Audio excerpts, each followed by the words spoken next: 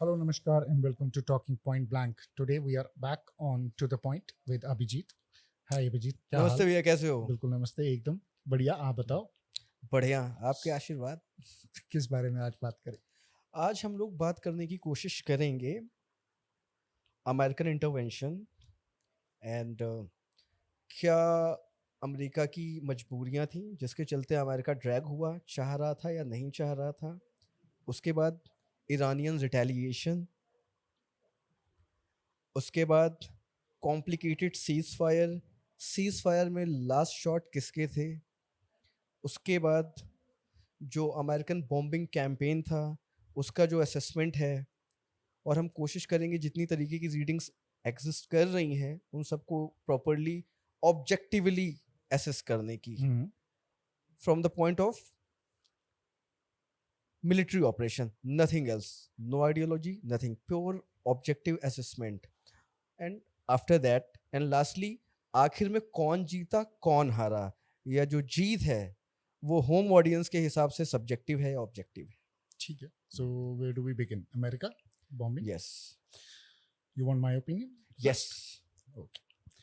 Uh, देखो, American bombing का जहाँ तक ये है कि why America join the war is very clear. One, the Israeli started the war. ठीक है. Now the Israeli estimate was that once we start the first wave, we will take the top brass out, whether it is political, it is scientific, or it is military.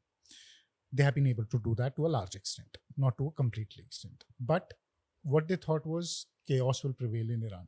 जो हुआ नहीं. ठीक है. The Iranian response, the moment it started coming, the Americans had to get into the war. Yes, Because किसी भी war के लिए, you have a war objective. We have always spoken about war. Israelis initially had two objectives. First objective was to destroy the nuclear plant of Iran. Second objective was to get rid of the Khomeinis. They have always been after जिसके this. लिए उन्होंने appeal भी की थी। हाँ, ठीक है. So could they achieve both? They might have been successful in killing Khomeini, but they would have never been successful in getting rid of Iranian nuclear facilities because they didn't have the requisite weapons. वो सिर्फ America के पास है, वो American Iranian इसराइलियों को देने के लिए तैयार भी नहीं है. ठीक है. So Americans had to get into the fight. Now Americans bombing Iran, अगर आप देखोगे, we don't know how much damage they have done. What they have done is that they have delayed, and this is what the IDF says. Trump जो बोल रहा है उसको छोड़ दो. Trump is claiming complete victory कि हमने सारा destroy कर दिया, कुछ भी नहीं बचा. But what the Israeli assessment is that we have delayed it for some years. ठीक है. So American objective was very clear: delay it and stop the war. They don't want that this war should then prolong into a kind of a situation where फिर ये control ना American से होगी ना Israeli से होगी, सारा reason जो है वो इन्वॉल्व हो जाएगा. सो मुझे लगता है कि अमेरिकन का बड़ा एक स्ट्रैटेजिक ऑब्जेक्टिव था कि 2-3 दिन बॉम्ब करो, क्लियर करो, और उसके बाद दोनों को जो है फोर्स करो सीज फायर के लिए. बट अब प्रॉब्लम कहाँ पर आती है? प्रॉब्लम यहाँ पर आती है कि what is next. But before we go to what is next, or has America been able to achieve what they wanted to achieve, I want to take your opinion on what you think about the American bombing. So the first thing is, मैं यहाँ से शुरू करना चाहूँगा कि सबसे पहले कल जेरूसलम पोस्ट ने एक आर्टिकल पब्लिश किया था। उसमें बहुत क्लियरली मेंशन था कि Netanyahu while holding cabinet meeting said that कि हम लोगों को लगा था कि रिजीम कोलैप्स होगी, लेकिन रिजीम वो जो हमारी सोच थी, जो आइडिया था, वो गलत थी। नेतन्याहू के अपने खुद की ज़बान से निकले हुए ये अल्फाज हैं, ये मेरा कहना नहीं है, जेरूसलम पोस्ट का है। यही हमने और आपने लास्ट टाइम भी इसी चीज़ के बारे में गुफ्तगू की थी। दूसरी चीज़ ये है कि देखें, आप जिस तरीके से आपने कैंपेन शुरू किया, पहली बात तो मेरे अपने हिसाब से ये एक बहुत ही जनरलाइज रीडिंग है और स्टेटमेंट है, specially among the western intellectual think tank, propaganda mechanism, media ecosystem, कि जो वहाँ के लोग हैं वो अपनी रजीम से बहुत ज़्यादा परेशान हैं। आप सिर्फ उन लोगों से बात करते हो जिनका आपको एक्सेस है आउटसाइड ईरान या इनसाइड ईरान। क्या आप उन लोगों से भी बात कर रहे हो जो रजीम के पीछे पीछे आ गए थे, जो खवातूनें, बुर्का क्लैड खवातूनें थी जो आ गई थी? अब इसका वो अगर आप ऐसे इंटरप्रेट करोगे कि IRGC ने फोर्स करके इन लोगों को भेजा है, तब तो आप ये एक ऐसा अपने आप को सेल्फ वैलिडेट करते रहोगे, आप इससे कभी बाहर नहीं आ पाओगे, ऑब्जेक्टिविटी खत्म हो जाएगी। तो ये रहा इनका जो ये मकसद था कि हम रिजीम कोलैप्स करेंगे, वो नहीं हो पाया। अच्छा, we know Mossad is assassination machine, top notch assassination machine. उन्होंने जिन लोगों को कत्लेआम किया, कत्लो गैरत की, अगर सिर्फ वही ऑब्जेक्टिव था तो yes they succeeded in it. लेकिन क्या ऐसी बात नहीं थी कि इसके बाद सेकंड लाइन ऑफ कमांड नहीं थी? सेकंड लाइन ऑफ कमांड थी, से यस। उन्होंने रिस्पॉन्स किया, से यस। रिस्पॉन्सेज वर सक्सेसफुल और नॉट, यस। सो इजराइल का ये कहना, सबसे पहले मैं भी इजराइल पे आता हूँ, कि जो हमारे अपने वॉर ऑब्जेक्टिव्स थे वो हमने अचीव कर लिए हैं। मेरे हिसाब से आपने अपने war objectives, primary war objective ये था कि आपका जो एक डर है कि ईरान के पास न्यूक्लियर वेपन्स हैं, जो कि नेतन्याहू के हिसाब से, मैं नेतन्याहू की बात कर रहा हूँ, 1995 से लेकर के अभी तक ईरान सिर्फ 5 दिन दूर है टू मेक न्यूक्लियर वॉर। कभी 5 दिन दूर है, कभी 5 मिनट दूर है, या फिर 24 घंटे के अंदर बना लेंगे। 1995 से ही हैज़ बीन डूइंग दिस। सही है या गलत है, मैं वो ऑडियंस के ऊपर छोड़ देता हूँ, वो डिसाइड करें, उनकी अपनी ऑब्जेक्टिविटी है, अपने आइडियोलॉजिकल अलाइनमेंट्स हैं, सबका अपना अलग अलग असेसमेंट होता है। सो 30 साल से तो फिलहाल ईरान के पास नहीं है। खोमैनी ने डिक्लेयर भी किया था कि we are not pursuing nuclear warhead. This is exactly what JCPOA was all about. उसी की वजह से नेगोशिएशंस भी चल रहे थे। सो जो इजराइल का अपना खुद का कैंपेन था, उसमें जो उनका ऑब्जेक्टिव था, मेरे हिसाब से नहीं, उन्होंने अपने ऑब्जेक्टिव्स नहीं रीच किए। बट देन अगेन हम नाज़रीन पे छोड़ देते हैं, उन्हें जैसे असेस करना होगा। सेकेंड आता है अमेरिकन बॉम्बिंग कैंपेन, जैसा हमने डिस्कस किया था। सो कई सारी चीज़ें हैं। एनरिचमेंट अलग प्रोसेस है, उस पर हम फिर कभी गुफ्तगू करेंगे। जो इनकी फैसिलिटीज़ हैं जहाँ पे एनरिचमेंट होती है, टू बिलीव कि they are very vulnerable to normal bombing campaign is again self validation. especially for the yes, especially FFEP। आपको ऐसा क्यों लग रहा है कि एक जो फैसिलिटी है जो पहाड़ के जस्ट बगल है, आप उसको आकर के बस कैजुअली आकर के बॉम्ब करके चले जाओगे? फिर आप दिखाते हो सैटेलाइट इमेजेस। आप एक चीज समझिए, अंडरग्राउंड बंकर नाम की कोई चीज होती है, Hmm.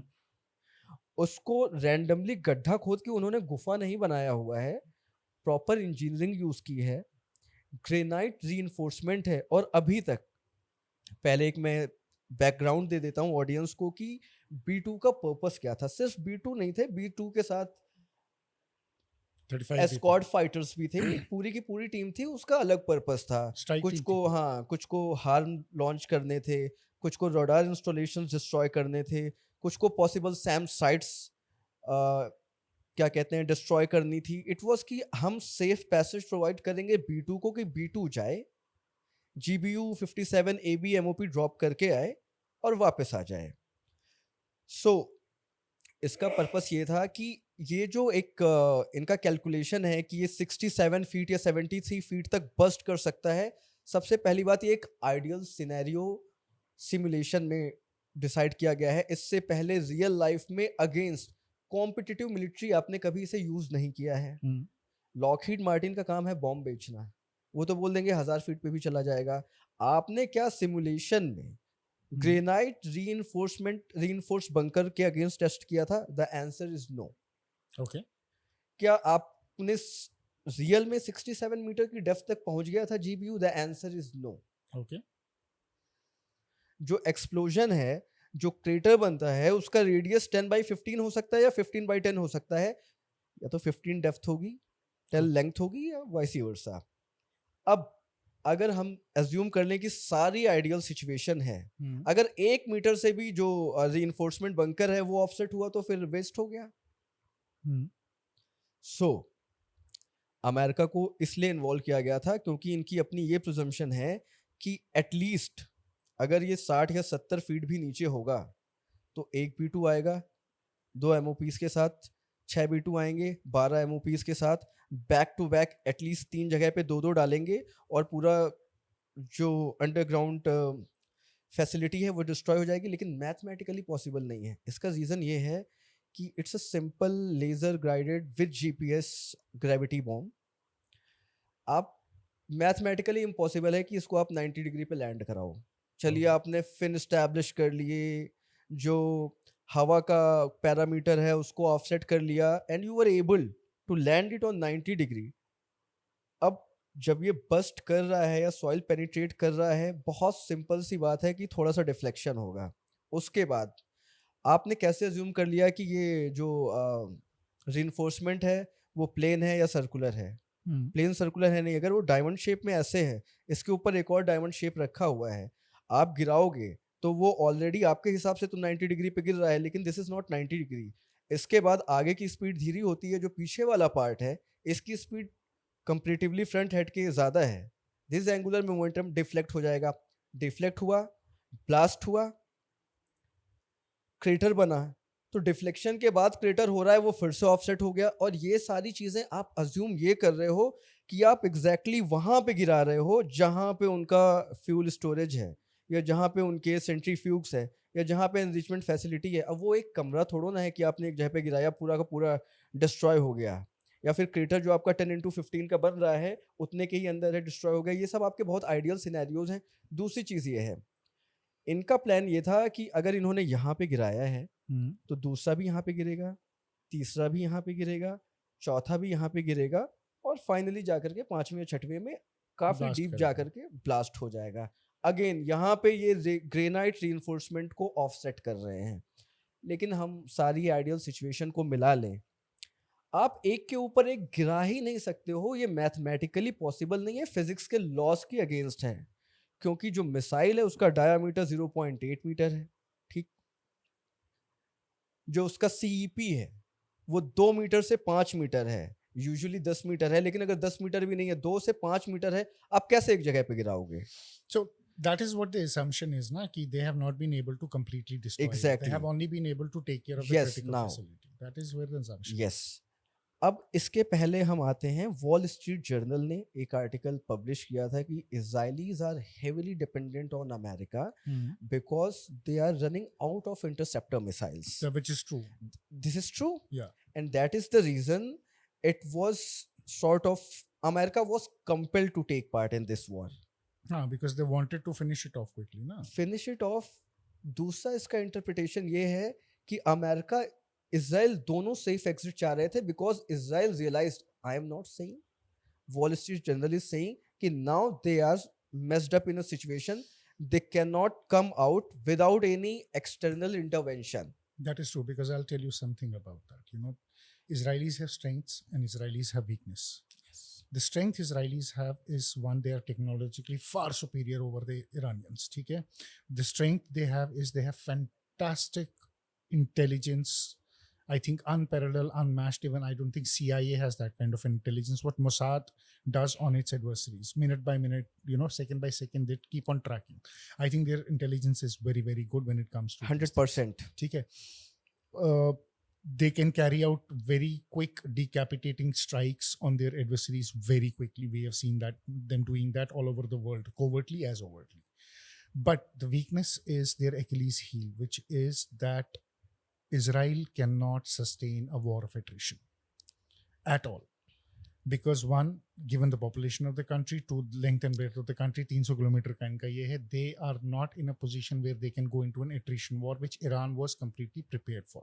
So if Israelis thought a quick attack will decapitate Iran, the moment they realize that Iran has not been decapitated and it has started responding back, is when the Americans thought that getting in this war is very, very important to stop this war, because Israelis would not have been able to take the attrition war. जितना लंबा चलता जाता Israelis उतना damage जो है वो लेते जाते, और हुआ भी.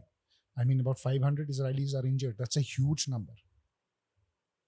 That's a huge number. 500 इजरायलियों के लिए 500 बंदा जख्मी होना, उसमें कुछ डजन्स का मर जाना, मेरे ख्याल से इट्स अ ह्यूज नंबर. 100%. और जितना ये बढ़ता जाता उतना इजराइल का जो है अंदर का, you can say the confidence would have started crumbling. 100%. So I will come back to it. जैसा आपने कहा, वॉर ऑफ अट्रिशन इजराइल की ना मिलिट्री डॉक्ट्रीन है, ना इसके लिए पॉसिबल है. ऑब्वियसली सारी parties including Iran was also looking for safe exit but then again, because of the ideological commitment, the entire society is based on sacrifices, so they were always ready. Hmm. Was Israel always ready for forever war? The answer is simple No. no.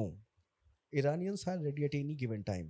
Again, अब दूसरी चीज ये है कि कई सारे experts कह रहे थे कि जो उनकी बैलिस्टिक मिसाइल लॉन्चिंग कैपेबिलिटी है, specially from hardened silos and movable launchers, जैसा हमने लास्ट टाइम डिस्कस किया था, जैसा रिपोर्ट किया वैसा नहीं सही था. Because I try to explain this. सबसे पहले आपका आयरन डोम है, Hmm. आयरन डोम के बाद आपके डेविड स्लिंग है, Hmm. उसके बाद आपका एरो है, Hmm. इसके बाद थार्ड है. ये सब उसके बाद पेट्रियट भी है. पैट्रियट भी है. यस एग्जैक्टली, थार्ड के पहले पैट्रियट है. हाँ. इस ये सारे, ये 5 ये हो गए. ये सारे के सारे नहीं, लास्ट के 3 जो हैं exo atmospheric interception as well inside atmosphere interception के लिए डिजाइंड है. इसके बाद मेडिटेरेनियन बेस्ड जो अमेरिकन डिस्ट्रॉयर्स हैं, उनके भी सबसे एडवांस इंटरसेप्टर्स हैं, जिन्हें लास्ट ईयर भी यूज किया था. सैम 1, सैम 2, सैम 3 करके देयर इज बुरियात करके एक नाम है उस पूरे सिस्टम को, उसको भी उन्होंने यूज किया. अब आप समझने की कोशिश करिए, आपके 6 लेयर्ड एयर डिफेंस है. अब इसके ऊपर French aircraft interception, British aircraft interception, Jordanian air defence interception, American air defence, Iraq में आपका एयर डिफेंस, हाँ. सीरिया में आपका एयर डिफेंस. टेक्निकली अगर 10 लेयर्ड एयर डिफेंसेस के बाद भी मिसाइल्स आ रही हैं, वॉली ऑफ मिसाइल्स आ रही हैं, आप एक मिसाइल्स के पीछे 4 लॉन्चर यूज कर रहे हो, खो रहे हो, उसके बाद भी मिसाइल्स हिट कर रही हैं, इसके बाद भी अगर आप किसी एक कंट्री को ये कहते हैं कि infallible when it comes to military technology, तो ये आपकी अपनी समझ को No, दर्शाता है. but at the end of the day, no, nothing is 100% proof. Na. 100% You true. can- what I am trying to say is, जो हो रहा है आप उसे एक्नॉलेज करिए, क्योंकि आपको भी काउंटर मेजर आज नहीं तो कल बनाना पड़ेगा उसके No, लिए. I think people who are involved into this will be looking at it. Forget about. You how the cannot opinion deny is. that there were not 14 hypersonic hits. No, they were 15. I think 15. 15 से ज्यादा है. 15 15 तो थे. जो वो हैं जो video पे हैं. हाँ. आप क्या मना करोगे कि हाइफा रिफाइनरी शट नहीं हुई? नहीं, but I don't think we are even talking about it. कौन मना करेगा? हाँ. Israelis को- they might don't want the news Exactly. to go What out. I'm saying, just because आपकी कमिटमेंट किसी ऐसी आइडियोलॉजी के लिए है जिसका आप फेवर करते हो, लेकिन मिलिट्री पॉइंट ऑफ व्यू से you have to accept the capability of Iran when it comes to hitting their desired target. If they totally destroyed Weizmann Institute and Unit 8200, Hmm. what I'm trying to say, जो 2 थे, nuclear and then ballistic missile programme, उसको इन्होंने destroy नहीं किया. ठीक है, in fact overwhelmed हो गए इनके टोटल जो air defence layered air defence systems थे. So what I am trying to say कि इजराइल का जो एम्ड ऑब्जेक्टिव था, स्टेटेड ऑब्जेक्टिव था, मेरे हिसाब से they were not able to fulfil. But yes, the assassination machine Israel is impeccable. पहले दिन जो इनके SCAD को ऑपरेशंस थे वो भी बहुत अच्छे थे, but then again they were not external per se. Internally इनको बहुत ज्यादा हेल्प मिली इसकी वजह से. But then again everything is fair in war and love. Yeah. Israel अगर कैसे भी करके ये चीज कर रहा है, तो ये ईरान का मसला है कि आपके पास काउंटर मेजर नहीं है नहीं है. For the saboteurs. No, that is true. That I- secondly, इसके बाद DIA का असेसमेंट हुआ, अमेरिकन एक्सपर्ट का असेसमेंट हुआ, वॉल स्ट्रीट जर्नल ने भी कोट किया है, CNN ने भी कोट किया है कि they have no idea about the amount of damage that has been inflicted, Hmm. especially on FFEP. Hmm. बाकी जहाँ पे थे वहाँ पे सरफेस लेवल पे बहुत डिस्ट्रक्शन हुआ है. But see what we are trying to understand is कि सरफेस लेवल पे यूजुअली प्रोसेसिंग है या ह्यूमन रिसोर्सेज हैं या स्टोरेज है, इस तरीके की फैसिलिटीज हैं. इसको अगर आपने डिस्ट्रॉय किया है, Hmm. अगर सपोज कर लेते हैं लंबी डिजिटल सप्लाई चेन भी है, rare earth related supply chain भी है, तो 2 से 3 महीने में वो रिकवर हो जाएंगे. आपका ऑब्जेक्टिव उनको 6 महीने के लिए या 8 महीने के लिए पीछे करना नहीं था. आपका ऑब्जेक्टिव था कि आप कम से कम 10 साल के लिए पीछे करो, जो आप कह रहे थे. तो आप 10 साल के लिए पीछे नहीं कर पाए हो. ट्रम्प ने भी फाइनली कह दिया कि we don't have an absolute idea about the amount of destruction that has been inflicted. Hmm. And then again मैं लोगों को बताना चाहूंगा, MOPs बंकर बस्टर्स कोई गॉडली वेपन सिस्टम नहीं है बिकॉज ऑफ CEP जो कि इनका 5 मीटर से 10 मीटर या 20 मीटर भी हो जाता है. So they are not some godly no weapon is godly yes. system at all. I mean, they have a probability of a hit. They have a probability. Exactly. अब आता है इसके बाद वाला फेज. तो मैं आपसे ये पूछना चाहूंगा कि सीज फायर को लेकर के आपका क्या कहना है. सीज फायर में लास्ट शॉट किसके थे? Again one last question. क्या सीज फायर लेते लेते ईरान ने थोड़ी सी बाजी मार ली? I think so, yes. I think they played a bit smart in the end. वो बिल्कुल वो पाकिस्तान वाला हाल था, ठीक है, तो जो हमने ऑपरेशन सिंदूर में देखा. सीज फायर मुझे नहीं लगता है सीज फायर ज़्यादा देर टिकेगा. इसके पीछे रीजंस हैं. रीजंस ये हैं कि what I see is that your war objectives have not been met. ठीक है. One, Netanyahu would not want Khamenei to continue in Iran, क्योंकि उसकी एक अपनी अंडरस्टैंडिंग है मिडिल ईस्ट को लेके. सही है गलत है, that is a different debate. ठीक है. बट जब तक नेतन्याहू इजराइल में बैठा है, I don't see peace is going to come with Iran. Second thing is कि what Trump said today is कि if Iran doesn't hand over its uranium to us, which tells you that okay, they have not destroyed the uranium, you need to hand over the uranium to us. Fair That point. is the answer to their whole bombing thing, I think. Then we will again come. So if and Iranians are not going to hand it over unless and until the Russians and the Chinese get involved into this, both US, Russia, China sit on a table and decide what they have to do, and in that case it's a humongous task. It is not going to happen. But I'm saying there's only 1% chance where it is going to happen is if Russia, China and America come together on a table, they are able to solve a lot of their issues, and then they will tell Iran ki okay, Give each other security guarantees. So I don't see that happening at Yes. all. So I think this is a pause. How long? Maybe 2, 3, 4, 5 more rounds in some months, and then they will be back at each other's throat again. The danger in that is that the next round is not going to be a soft round. They are going to go hard on everything, and that means other GCC countries will also be on the target. You know, that symbolism with Qatar, it was not symbolism. Yes, it was a warning shot. It was a warning shot to the GCC countries. Yes.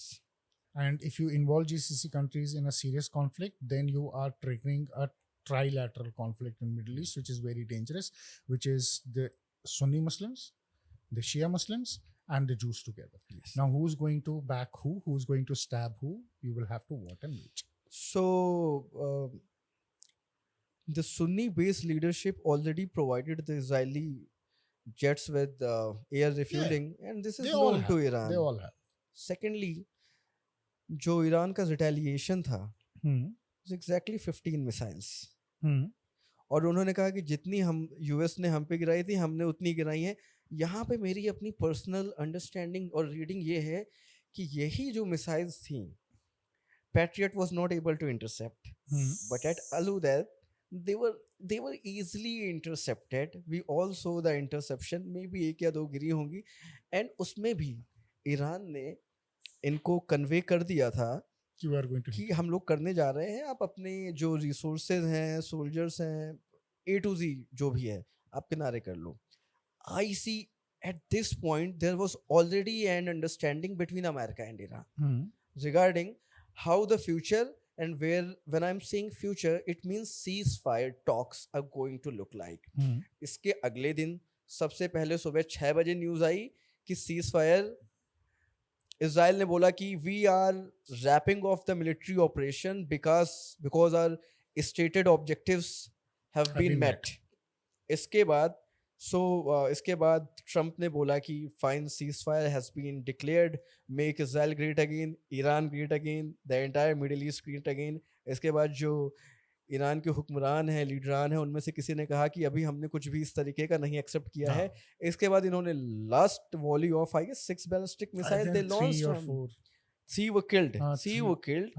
इसके बाद इन्होंने कहा now we are ready for ceasefire. Israel के एक leader हैं शायद, उन्होंने tweet किया कि Tehran will tremble.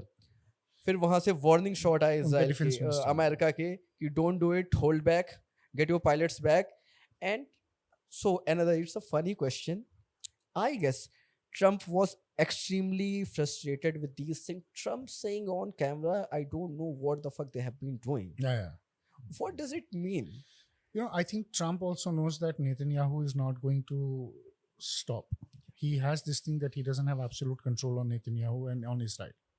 Because the Israeli response is always, you fire one, we'll fire 10. Yes. You attack us, we'll keep on attacking you. So had that happened, then this would not have stopped. And for Trump, it would have become very, very difficult. Because Trump would not like America to be involved into this war for a very long time. They don't want Americans to get involved. But what I see is in future that Americans are going to get involved and it's going to get very, very dirty in Middle East. All right. So, I see कि Trump ने ये भी कहा कि you are talking about one missile which was launched earlier. कोई damage नहीं हुआ. It did not land. It was intercepted. And if over that one missile you are trying to violate the ceasefire, it does not make sense to me. Yeah. And he was इसके पहले भी he was not having good setup with Netanyahu because he was saying that he is involved in war and right now I don't want to get myself involved in war.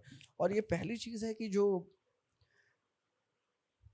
American intellectuals, I'm talking a couple of them from Responsible Statecraft, National Interest, and some other like CNS, they were not happy with this campaign and involvement because you were already talking with Iran and again you are going to talk to Iran. Iran has happily agreed to talk to you. That's a very fair point because if you want to bomb them and then come back to the same agreement which you basically told them that we are not going to follow, what is the point of bombing them?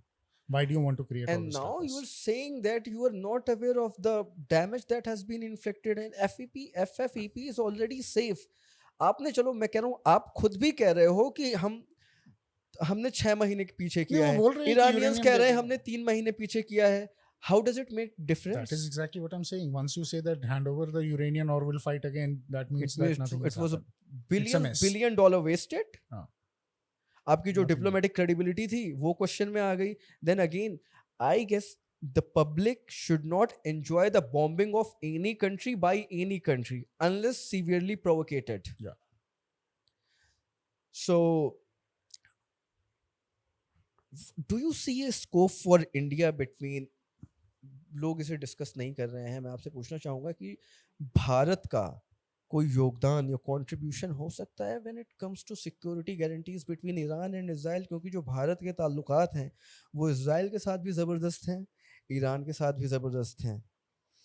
और इसका B part ये है कि क्या Russia, China और जो troika dialogue है India के बीच में, उसको यूज़ करके ये तीनों कंट्रीज़ ईरान और इजराइल को एक टेबल पे ला सकती हैं. दिल्ली में हो, बीजिंग में हो, मॉस्को में हो, सेंट पीटर्सबर्ग में हो, तेहरान में हो, दुबई में हो, सॉरी, कि आप लोग बात करिए, ट्रेड इनिशिएट करिए, आइडियोलॉजिकल डिफरेंसेस को किनारे रख करके भी एटलीस्ट ट्रेड कर सकते हैं. इंडिया का क्या रोल है? इंडिया के पास वो डिप्लोमेटिक आउटरीच है, पावर है या नहीं है? देखो, इंडिया के पास पावर, डिप्लोमेटिक आउटरीच 100% है. India has a very good relation with Saudi Arabia. India has a very good relationship with Israel. India has an okay relationship. Exceptional relationship with UAE. You have fantastic relationship with UAE. You have somewhat okay relationship with Iran. ठीक है? We are buying a lot of oil from them. Doesn't matter. I still call it okay because the Iranians are hot cold towards India. So I say we have pretty decent relationship with Iran. We have a very good relationship with Russia. ठीक है? We have somewhat, I would say, a decent relationship with America.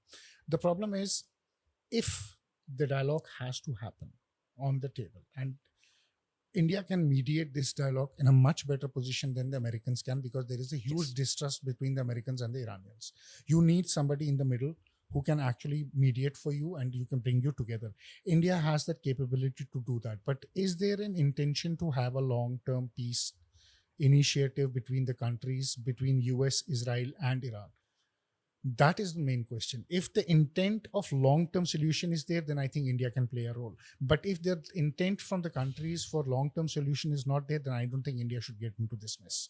Because then at the end of the day, it is going to come on our credibility. So it all depends on what the intent of all these two major powers in the region is. Because with Khomeini on one side, Netanyahu on the other side, I don't see they have an intention of keeping it peaceful for a very long time. That's how I see it. So I guess at the same time, India has to realize and accept the fact that with the current Iranian regime, you have a lot of your logistics security and energy interests secured. और कल को अगर sanction हटते हैं Iran से, you have access to cheaper oil with a small logistic cost. Yeah, that is what Trump also said. No? He told China, "You want to buy oil from Iran, buy, but I'm not going to remove Even sanctions Trump now." said that they will be fine. So They have a lot of oil. basically, he's saying ki if you agree to our terms, we will remove the sanctions on Iran. That is a signaling saying that we are ready to remove sanctions if Iran is ready to do what And we are I asking them to guess do. there Iran has to be given some sort of economic package or incentive so that they can come on table. But then again, because ideological aspect involve है उस पर, तो हम एक limitless discussion है उसको नहीं करते हैं. लेकिन सम हाउ अगर इस तरीके का कोई मैकेनिज्म या इंस्ट्रूमेंट होता है जहाँ पे with maybe with some limitations, terms and conditions, Iran और इजराइल एक दूसरे को सिक्योरिटी गारंटीज दे दें कि no matter what the extreme situation is, we are not going to resort to an option, and then primarily हम mutual dialogue होगा, third party intervention होगा. अगर वो भी फॉइल होता है, okay, we will be happy with launching missiles at each others land. Yeah, I think that is how it will go. That is how it should be. But I don't know. This is a very volatile region. This has a lot of issues in it. It is not about only oil. It is not about only nuclear weapons. It is also to do a lot with the history and Yes, the yes, seat yes. of power, religious power, which is The in sitting in importance Jerusalem, the of site of religious. Al-Aqsa. Yeah. So it has a lot of connotations to it. It's a different debate. Last question. So मैं आपसे ये पूछना चाहूँगा, और काफ़ी लोग जानना भी चाहेंगे, आपके हिसाब से किसकी जीत हुई, किसकी हार हुई, या किसी के लिए उसकी जीत हुई, दूसरे के लिए उसकी जीत हुई? I think nobody won, nobody lost. It's a stalemate. Now let me tell you, when you get two people in a ring, एक बहुत मार खाता है, Yes. एक कम मार खाता है. मुझे ये लगता है कि क्योंकि, और ये परसेप्शन है मुस्लिम वर्ल्ड में कि इजराइल एंड अमेरिका जब किसी पे अटैक करते हैं, you are thinking that they gonna knock you out. Yes. It's a fight of knockout. Since Iran has not been able to knock out, so Iran has prevailed. This is a Yes. perception, but this is not the truth. The Iranians took a battering, huge battering. ठीक है? Whether it is their infrastructure, whether it is their leadership, they were unable to protect them. They got a bigger bloody nose. They walked off with a big blood nose. The Israelis also walked off with a blood nose, but a smaller blood nose. So I think it's a stalemate. There is round 2 going to come up. I would not say any winners, any losers. Winners because neither Israel could get its strategic objective nor Iran could defend itself completely the way they were supposed to defend. So it's a stalemate for me. No win, no losses at all. But in the Muslim minds, the Muslims will perceive it, and the Iranians are rightly doing it, showing them that we stood up because we didn't get knocked out. We were standing till the end. We are the victors. But that is not the definition of victory. Yes. I would not call Iran a victor. Yes. I would not call even Israelis the victors. So another assessment is because everyone thinks the military technology of Israel is far superior than any other country existing in the neighborhood, and now you are coupling it with American military might, British military might, French military might, the 36 constellation of satellites, and doing all these things, you assumed and you gave a message to the world that their ballistic missile launching capability has been reduced by 70% and they are on their knees. So मेरे हिसाब से ये सच नहीं है. दूसरी चीज़, Israel की जो सबसे बड़ी अचीवमेंट इसमें ये रही है, successful elimination of top tier leadership of IRGC. अब इसका सेकंड क्वेश्चन ये है कि क्या कासिम सुलेमानी रिप्लेसेबल था? नहीं था. जो लोग मरे हैं इनमें कोई रिप्लेसेबल था? Maybe 6 replaceable थे.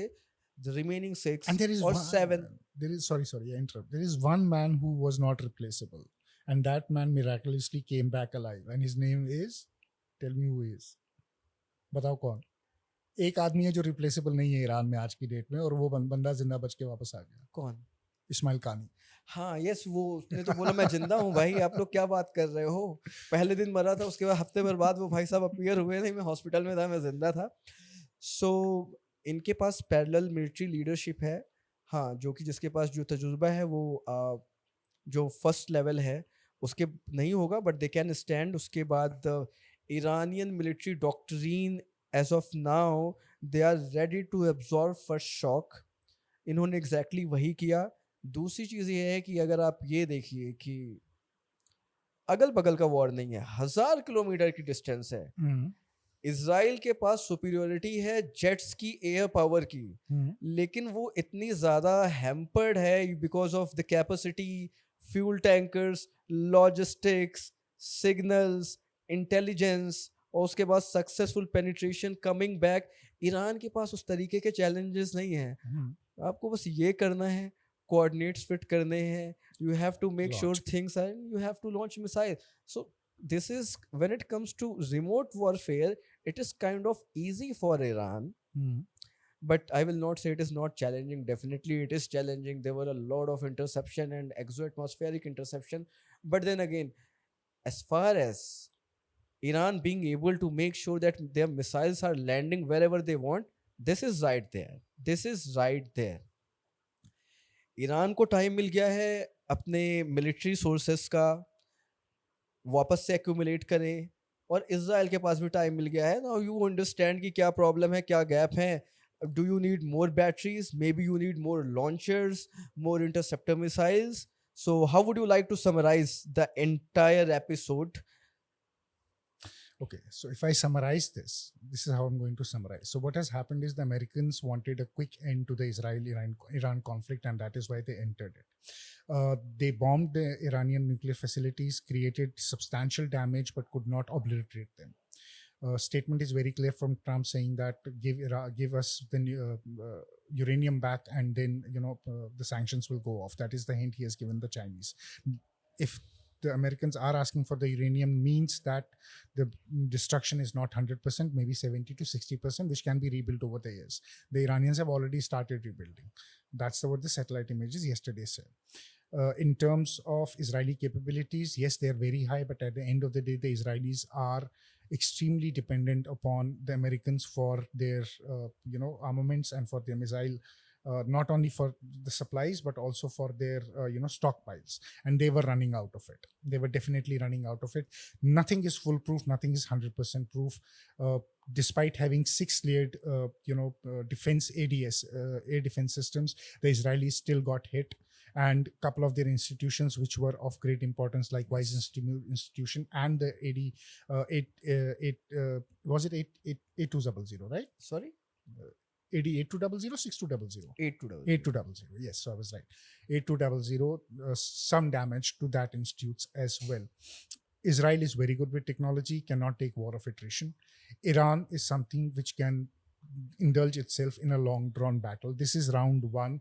The ceasefire for me is not going to hold for a very long time. They are going to be back at each other. Netanyahu would like to see Khomeini gone and the power to somebody like something in Iraq. He would like to do something what the Americans did in Iraq. Is that possible? I don't think that is possible. We'll have a podcast and I'll tell you why. The next one with Abhijit will be on that, and I'll tell you why it is not possible to do an Iraq in Iran and what are the repercussions in the Middle East in case they try to do that.